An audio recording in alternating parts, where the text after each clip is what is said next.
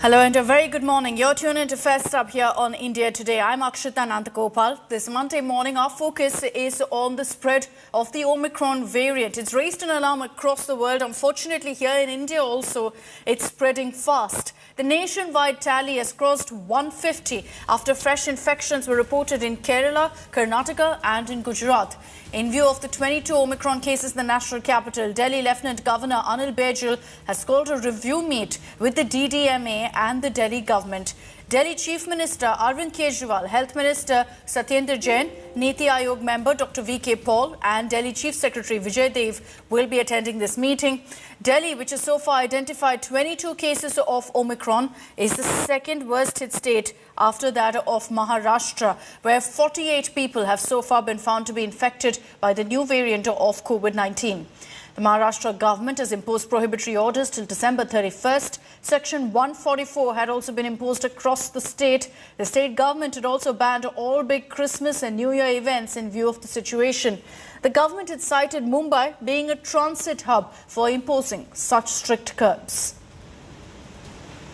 एक तरफ देखा जाए तो हम लोगों को थोड़ा अच्छा भी लगा कि ये फेस्टिवल टाइम में हमारा काम थोड़ा बहुत हुआ, पर इस तरीके का क्राउड देख के जो है अब डर लगने लगा कि कहीं फिर से ये तीसरी लहर की जो दस्तक हुई है कि उसकी वजह से लॉकडाउन ना हो जाए। हम लोग अपनी दुकान के जिम्मेवार हैं, दुकानों के अंदर सोशल डिस्टेंसिंग हम लोगों ने रखी हुई हैगी, पर ये जो बाहर की जो ये पब्लिक ये जो भीड़ हैगी इसको रोकने के लिए तो प्रशासन का काम हैगा ना, पुलिस का काम हैगा।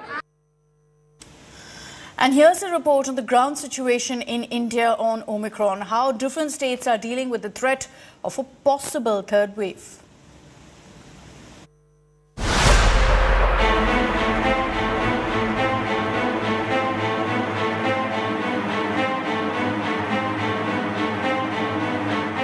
As cases of Omicron steadily climb in India, states have been upping their guard, fearing a possible third wave.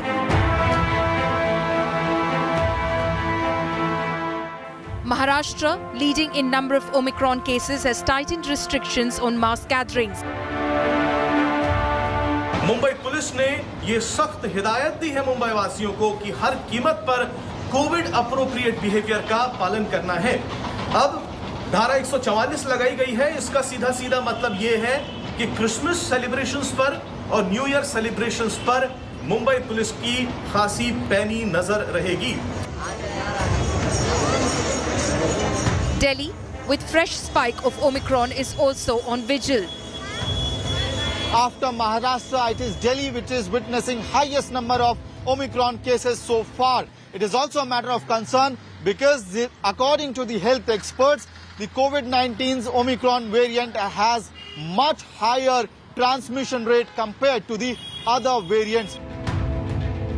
While in Karnataka, screening of international passengers, especially those from high-risk nations, has been tightened.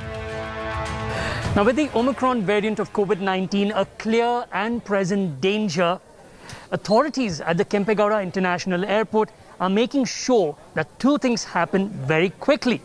All international passengers have to undergo an RT-PCR test, and while they do that, the entire process is hassle-free. Kerala, still struggling with a steady stream of COVID cases, now faces the double whammy of biggest Omicron threat. It has rushed to increase genome sequencing capacity. The first case of Omicron confirmation has now brought more attention to the new variant, its detection and the process involved. So the test to confirm if the positive samples is Omicron variant, it takes up to 72 hours. And in some cases, it takes 48 hours only. So the moment we receive the sample, we start processing it without any delay because this is currently a national emergency. So we don't really wait for the samples to pile up or accumulate. With several states now reporting Omicron infections, focus is on inadequate contact tracing of international travellers. अभी तक अधिकतर case देश में जो आए हैं या तो ट्रैवल हिस्ट्री है या ट्रैवल से कांटेक्ट की हिस्ट्री है। The Health Ministry is advising people to avoid non-essential travel, keep clear of mass gatherings and observe extreme caution in festivities. But large gatherings this holiday season are making the task much more difficult. With Pankaj Upadhyay in Mumbai, Nolan Pinto in Bengaluru, Amit Bhardwaj in Delhi and Rixon Uman in Thiruvananthapuram. Bureau Report, India Today.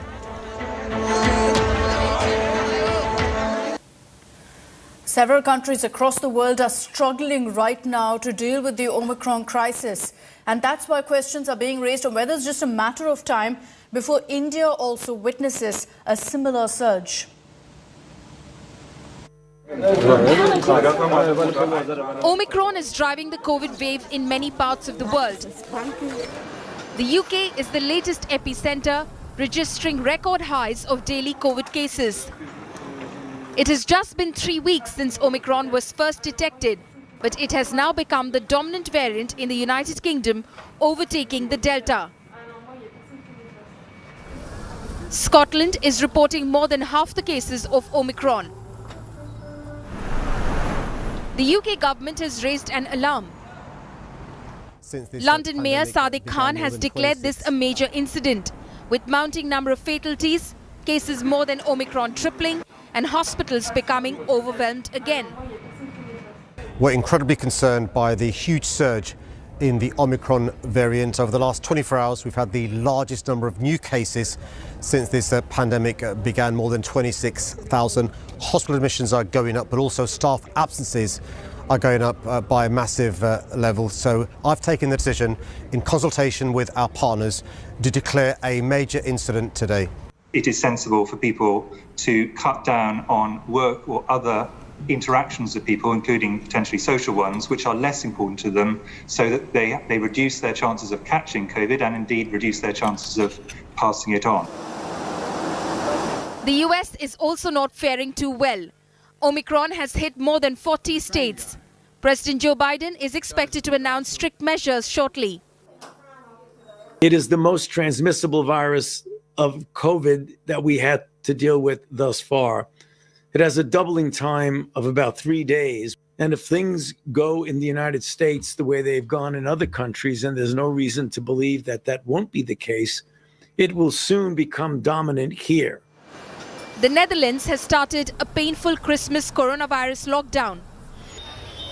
In India, experts suggest it is only a matter of time before curbs are back. We should prepare. We hope that things should not be that bad. We need more data because data is still not there and the cases are still few. But whenever there is a surge happening in other parts of the world, we have to monitor it closely and be prepared for any eventuality. So it's better to be prepared than to be caught off guard. It's time to get ready for the Omicron surge and take it seriously. With Milan Sharma, Bureau Report, India Today.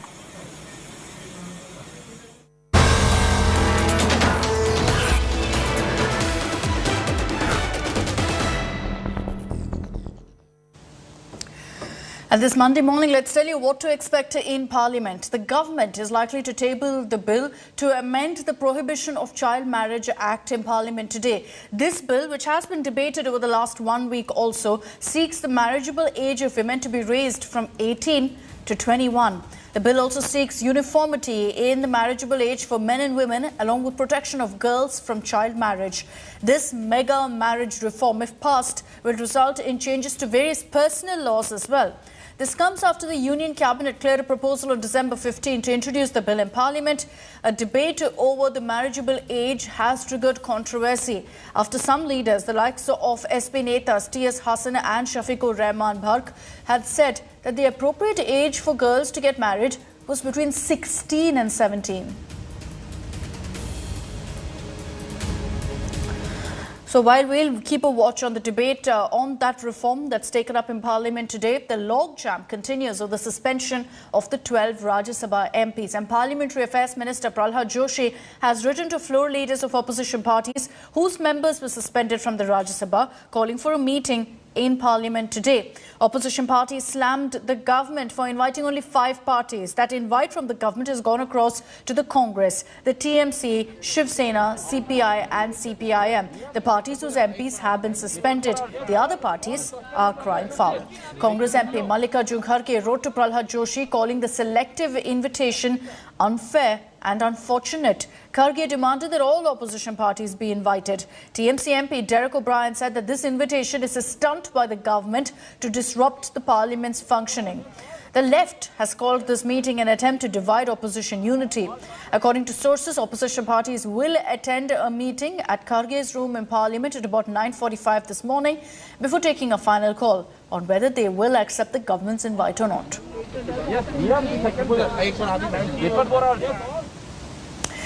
Also, let's get you some political stories this morning. Home Minister Amit Shah has slammed the Mahavikas Aghadi government. He's on a tour in Maharashtra.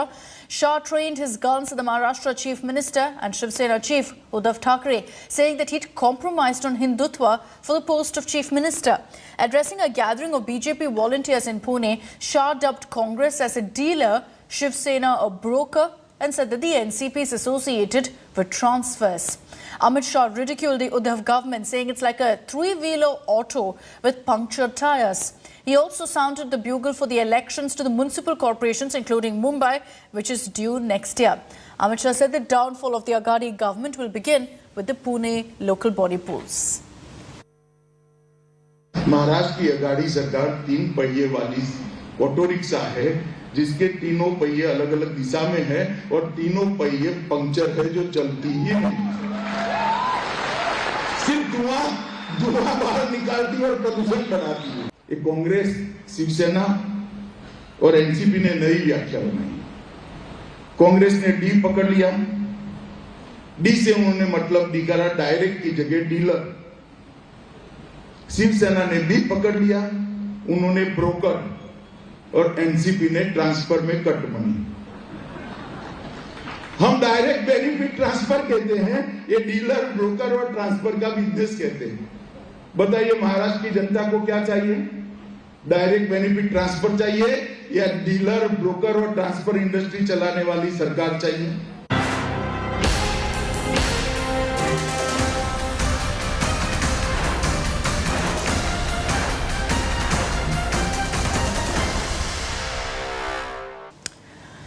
It was a power-packed political blockbuster in battleground Uttar Pradesh over the weekend. BJP big guns, including party chief JP Nadda, Chief Minister Yogi Adityanath, flagged off the Jan Vishwas Yatra from Ambedkar Nagar and Mathura.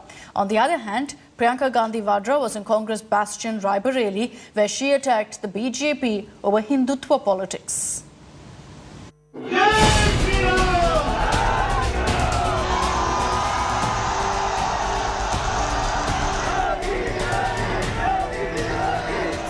Was a packed day for political Pradesh.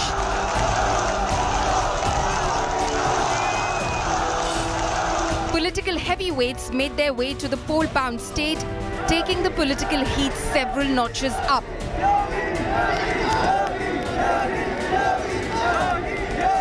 The BJP held mega rallies for their Jan Vishwas Yatra. Rajnath Singh led the rally in Jhansi, Smriti Irani in Varanasi, JP Nadda in Ambedkar Nagar, Shivraj Singh Chauhan in Balia, and Yogi Adityanath in Mathura. Congress's Priyanka Gandhi Vadra also held an interaction in Sonia's Raebareli bastion. BJP chief JP Nadda targeted the opposition for blaming EVMs and the Election Commission for their poll rout instead of themselves, and fully backed Chief Minister Yogi. आप देख रहे हैं सब जगह पर लोगों का अपार उत्साह है और सब लोग जो योगी जी ने काम किया है और जो मोदी जी का आशीर्वाद उत्तर प्रदेश को मिला है, उससे जनता खुश है।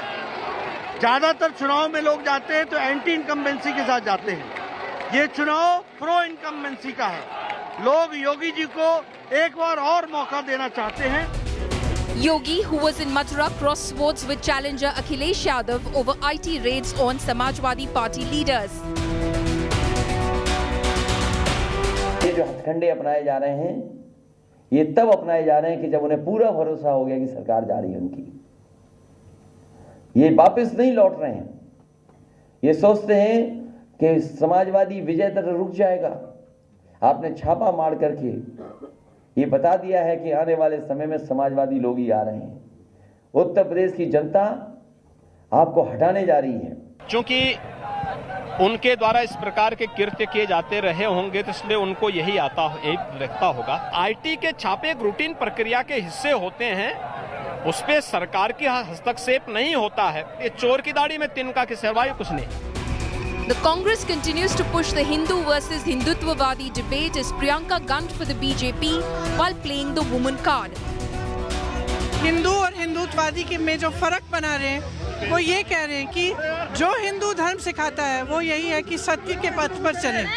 ये लोग सत्य के पथ पर नहीं चल रहे हैं, रोज रोज झूठ बोलते हैं, रोज रोज लोगों को गुमराह करने का काम करते हैं। तो वो ये कह रहे हैं, मैं कह रही हूँ, क्या कहा मैंने, कि आप अपनी शक्ति को पहचानो, आगे बढ़ो। मैं कह रही हूँ कि जो विकास के मुद्दे हैं उसे उठवाओ। Uttar Pradesh has almost 47% women. When you reach the assembly, a minuscule of it is left. Only 44 MLAs in the UP assembly. And that's one reason in the election season, focus has yet again come to women voters. Priyanka Gandhi Vadra is raking up the slogan of Ladki Hoon, Lad Sakti Hoon. Election season is picking up in poll-bound Uttar Pradesh, and parties are pulling out all stops. The high-stakes battle for Uttar Pradesh is hitting top gear. With Kumar Abhishek, Mosmi Singh and Chitra Tripathi, Bureau Report, India Today.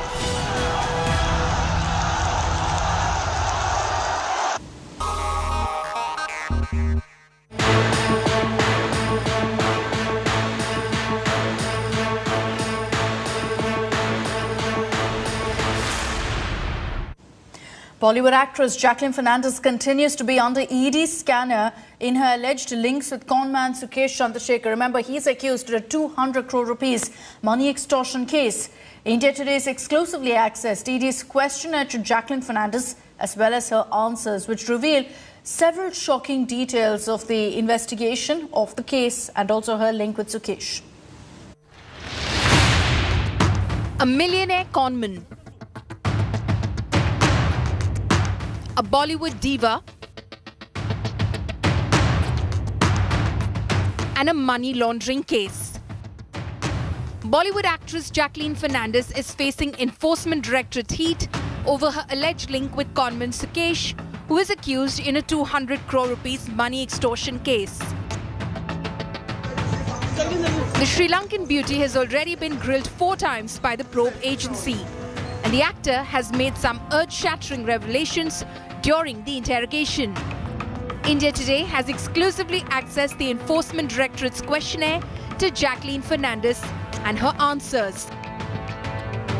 Do you know Sukesh Chandrasekhar? If yes, please explain how do you know him? I know Mr. Sukesh Chandrasekhar as Mr. Shekhar Ratnavella. Sukesh was trying to get in touch with me in December 2020 and January 2021. I did not respond to Sukesh's calls initially. Sukesh posed as a government official and contacted my makeup artist. I contacted Sukesh and he introduced himself as the owner of Sun TV. Sukesh also said he belongs to Jayalalitha's family. Did you meet Sukesh in person? If yes, please tell us about the details. Yes, I did meet Sukesh in person in June. Sukesh sent me a private jet to fly from Mumbai to Chennai. We had lunch together in Hayat. We also chatted in the living room area of the suite. How frequently you both used to have conversations? What was the mode of conversation? We used to chat every few days in the beginning. In the month of April and May, we started chatting every day. We used to have conversations on WhatsApp and also on video calls. Did you receive any gifts from Sukesh? I received 3 Gucci bags, 2 Gucci outfits and a pair of Louis Vuitton shoes. Sukesh gave me 2 pairs of diamond earrings and multicolored stone bracelets. Sukesh also gifted me a Mini Cooper car, but later I gave it back to him. When did you last speak to Sukesh? I last spoke to him on the 8th of August. Jacqueline's explosive admission has opened a can of worms. The Bollywood con scandal is nothing less than a gripping potboiler, and picture abhi baki hai. With Tanseem Haider, Bureau Report, India Today. Over to some sports news now. It was Heartbreak for Kidambi Srikanth after he lost in the final of the World Badminton Championships to settle for a silver. It was still a historic feat for Srikanth as he became the first Indian male shuttler to win a silver medal at the Worlds. Yes, Srikanth and Lakshya Sen, who won a bronze, made it one of the most successful World Championships for India. Kidambi Srikanth. Well, he played a good match today. An unprecedented sight. Two Indians standing on the same podium at the World Badminton Championships. Kidambi Srikanth settled for a silver medal, becoming the first Indian male shuttler to achieve that feat. Srikanth lost the final to Singapore's Law Keen Yew, who knocked off a 3-9 deficit in the first game to win his maiden world title. He can hardly believe it's Russia. The former world number one Srikanth found it difficult to get anything past Law Keen, who would dive forward to retrieve anything and then pick himself up in a flash to be ready to unleash smashes. Beat the Olympic champion and the world number one. For Srikanth, it was a heartbreak as a title once again eluded him for the fourth consecutive year, last one coming at the French Open in 2017. Srikanth's younger compatriot Lakshya, who settled for a bronze, also made a remarkable contribution to this historic World Badminton Championship for India. He showed in the opening game, and I'm wondering if it was a good experience for me playing in the World Championship for the first time, and the matches which I played from the first round was really tough, and all of them, most of the matches were 3 games, and yeah, it was a good experience for me and a heartbreaking semi-final, but yeah, I'm happy that I have a bronze medal. Very animated after every rally now. Srikanth surely is not at the peak of his powers, but with his form not with him of late, his achievement is still a huge one. Oh, so was that. On the other hand, 20-year-old Lakshya is beginning to make the right noises and can only improve from here. Interestingly, the 2 Indian medalists come from the stables of 2 of India's badminton legends. While Lakshya trains at the Prakash Padukone Academy, Srikanth hones his skills at the Pulela Gopichand Academy in Hyderabad. Championships here in Welva. Sports Bureau, India Today. And that's all we have time for on this edition of Fair Stuff. Thank you for watching. Have a great day and a great week ahead. Stay tuned to us here.